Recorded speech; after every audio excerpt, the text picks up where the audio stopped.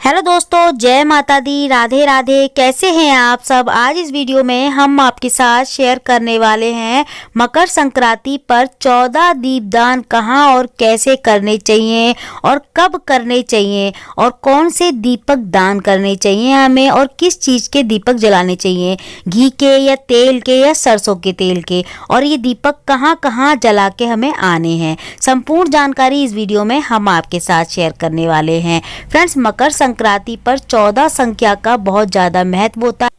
तो फ्रेंड्स, हमें मकर संक्रांति पे 14 दीपदान जरूर करने चाहिए। देखिए, वैसे तो कार्तिक का महीना बहुत सारे 30 त्योहार ऐसे आते हैं जिनमें हम दीपदान करते हैं, और इस महीने में मतलब मकर संक्रांति का जो त्योहार होता है ना, इसमें भी दीपदान होते हैं। मतलब कुछ विशेष दिन ऐसे होते हैं जिनमें दीपदान करने का बहुत ज़्यादा महत्व होता है। अब दीपक देखिए, आप चाहें तो मिट्टी के भी ले सकते हैं, 14 दीपक आप मिट्टी के ले सकते हैं, लेकिन दीपक ना मिट्टी के अगर लेंगे तो बिल्कुल कोरे होने चाहिए। ऐसे नहीं है कि दिवाली के पड़े हैं या फिर पूजा वगैरह के आपके पहले के पड़े हैं, एक बार इस्तेमाल करके आपने धो के और दोबारा से वो इस्तेमाल कर रहे हैं, ऐसे दीपक नहीं लेने, दीपक कोरे ही लेने हैं। यहाँ पे आप पीतल के दीपक भी ले सकते हैं। अगर आपकी आर्थिक स्थिति बहुत अच्छी है तो आप पीतल के दीपक इस तरीके के छोटे छोटे 14 दीपक भी ले सकते हैं। अगर आप इन दोनों में से कोई भी दीपक नहीं लेना चाहते, ना पीतल के, ना तांबे के, ना स्टील के, किसी भी चीज़ के नहीं लेना चाहते, तो आप आटे के दीपक इस तरीके से बना सकते हैं 14 की संख्या में। तो मैंने यहाँ पे आटे के दीपक ही बना लिए हैं। देखिए, वैसे तो मैं हर साल जो है ना मिट्टी के दीपक जलाती हूँ 14, लेकिन अगर जैसे कि बहुत सारे लोग ऐसे होते हैं कि मिट्टी के दीपक नहीं मिलते किसी जगह पे या फिर नहीं जलाना चाहते, तो वो आटे के भी जला के मतलब दीपदान कर सकते हैं। और यहाँ पे देखिए, मैंने 14 दीपक आटे के इस तरीके से छोटे छोटे से बना लिए हैं, और यहाँ पे मैंने ना गोल बाती ले ली है। तो यहाँ पे देखिए, आप लंबी भी बाती बना सकते हैं, ले सकते हैं, चाहे तो आप इस तरह की गोल बाती बना ले। तो देखिए, मकर संक्रांति पे पूजा में तिल का इस्तेमाल ज्यादा किया जाता है, तो इसमें तिल के तेल का ही इस्तेमाल करेंगे हम। चाहे तो आप सरसों के तेल के या देसी घी के दीपक भी जला सकते हैं, लेकिन सबसे अच्छा तिल का तेल है। सभी दीपक में हम बातियां रख लेंगे। तो देखिए, कुछ विशेष दिन होते हैं जैसे कि मकर संक्रांति है और भी बहुत सारे त्योहार, कार्तिक का महीना, तो इसमें हम जब हम दीपदान करते हैं ना, तो दीपदान करने से पहले हमको दीपक को पूजना होता है। देखिए, वैसे तो हम डेली में जो पूजा करते हैं ना, उसमें हमें दीपक पूजना जरूरी नहीं होता, हम सीधा सीधा ऐसे ही दीपक जो है ना मंदिर में जोत बाती कर देते हैं। लेकिन ये विशेष दिन कुछ ऐसे होते हैं जिसमें हमें दीपकों को जलाने से पहले, मतलब दीपदान करने से पहले हमें मिनसना होता है इन्हें। अब कैसे मिनसना होता है, तो देखिए, अगर आपके घर के आसपास ही सब जगह हैं जहाँ जहाँ हम मंदिर जो है ना दीप दान करने वाले हैं, तो आप दीपक जो है ना घर से ही जला के लेके जाएं। अगर मान लीजिए बहुत दूर है, जलाते जाते जाते बुझ सकते हैं, तो आप फिर है ना वहीं जाके भी जला सकते हैं, लेकिन दीपक को पहले आपको घर में पूजना है इस तरीके से।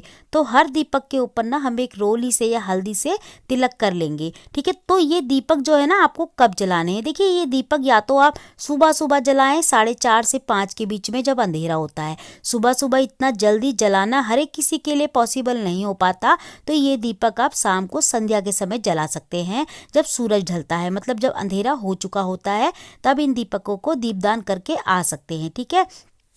तो सभी दीपक को ना हमने पूज लिया है, मतलब तिलक कर दिया है। अब हम सभी दीपक के अंदर ना हल्के हल्के से तिल भी डाल देंगे। तिल डालने का मतलब होता है भोग लगाना, तो हम दीपक को भोग भी लगा रहे हैं, तिलक भी कर रहे हैं इस तरीके से। मतलब सभी दीपक में हम तिल रख देंगे, मतलब डाल देंगे, थोड़े थोड़े दाने, कुछ तिल के दाने हम डाल देंगे सभी दीपक पे। तो ये जो काम है ना आपको घर में ही करना है, उसके बाद दीपदान आपको करके आने हैं एक एक करके। तो देखिए, यहाँ पे हमने ना अब दीपक को सभी को तिल भी डाल दिए हैं सभी में, और जो है ना तिलक भी कर दिया है। अब यहाँ पे हम दक्षिणा भी रख लेंगे। तो ये दक्षिणा जो आप रखोगे ना, जब आप मंदिर में दीपक दान करें, जब मंदिर में दीपक लेके जाएं अपने घर के पास के मंदिर में, घर के मंदिर में नहीं, जो आपके आसपास जो भी मंदिर हो, शिवालय, शिव मंदिर या फिर विष्णु मंदिर या फिर कृष्ण मंदिर, हनुमान मंदिर, जो भी मंदिर हो, आप वहाँ पे इस दक्षिणा को दे के आ सकते हैं पंडित जी को, या फिर दान पात्र में डाल के आ सकते हैं। तो सारे दीपक को पहले हम जला लेंगे। देखिए, मैं फिर से बता देती हूँ, अगर आपके घर के आसपास सारे स्थान हैं, तो आप जो है ना घर से ही जला के ले जाएं। अगर दूर है स्थान तो आप इन दीपकों को वहीं जाके जलाएं। तो यहाँ पे दीपक हमने सारे जला लिए हैं, क्योंकि हमारे घर के आसपास सभी चीज़ें हैं, सारे मंदिर हैं और सारे पेड़ पौधे, हमारे कुछ पौधे तो घर में ही, हमें बाहर जाने की ज़रूरत नहीं पड़ती। अब इस तरीके से दीपक जला के ना साड़ी के पल्लू में या फिर सूट के चुन्नी होती है ना, उसके छोर में थोड़ा सा जल लेके हमें 2 बार इस तरीके से बारना है। उसके बाद हमें ना इस तरीके से मिनस के और फिर ये दीपक जलाने हैं, मतलब चूम लेना है, सारा माथे पे लगाना है उस पल्लू को, मतलब हाथों को अपने, जैसे हम पूजा करते हैं ना इस तरीके से करना है 2 बार जल बार के। अब हम सारे दीपकों को कहाँ कहाँ लगा कर आएंगे। देखिए, पहला दीपक तो हमें घर के मंदिर में ही लगाना है। हमारे जो घर का मंदिर होता, हमारे घर का मंदिर सबसे पहले वहीं दीपक लगाना है हमको, दीपदान वहीं करना है हमको। और देखिए, दूसरा दीपक हमको गौशाला में लगाना है। तो गौशाला तो हर एक किसी के घर के आसपास या दूर दूर तक नहीं होती है, हमारे घर के आसपास गौशाला नहीं है, तो हम हमारे घर की जो मंदिर में जो गौ माता रखी हैं, हम वहीं पे दीपक लगा देंगे दूसरा। तीसरा दीपक लगाया है हमने तुलसा मैया के आगे। चौथा दीपक लगाया है हमने खुले आकाश के आगे। तो चौथा दीपक हम लगाएंगे खुले आकाश में, छत पे भी लगा सकते हैं, बालकोनी में भी, बस इतना होना चाहिए, छत नहीं होनी चाहिए दीपक के ऊपर, ठीक है। खुले आकाश का मतलब खुले में, ठीक है। पांचवा दीपक हमने लगाया है किचन में, गैस चूल्हे के पास, जहाँ पे हम रोज डेली खाना बनाते हैं। और देखिए, छठा दीपक हमको लगाना है अपने घर की दहली पे। दहली मतलब दोनों साइड लगाना है। तो 7 दीपक हो गए, अगर दोनों साइड लगाएंगे तो 7 हो जाएंगे। और देखिए, 8वां दीपक हमको लगाना है केले के पेड़ पे। तो केले का पेड़ देखिए, मंदिर में अगर आप जाएंगे तो वहां पे आपको केले का पेड़ मिल जाएगा, बरगद का मिल जाएगा। तो देखिए, 9वां दीपक आपको बरगद के पेड़ पे लगाना है, पेड़ की जड़ पे लगाना है। और 10वां दीपक आपको जो है ना पीपल के पेड़ पे लगाना है। 11वां दीपक आपको लगाना है समी के पेड़ के पास। और देखिए, 12वां दीपक लगाना है आपको आंवले के पेड़ के पास। तो ये तो हो गए पेड़ जहाँ जहाँ हमें दीपक लगाना है, ठीक है।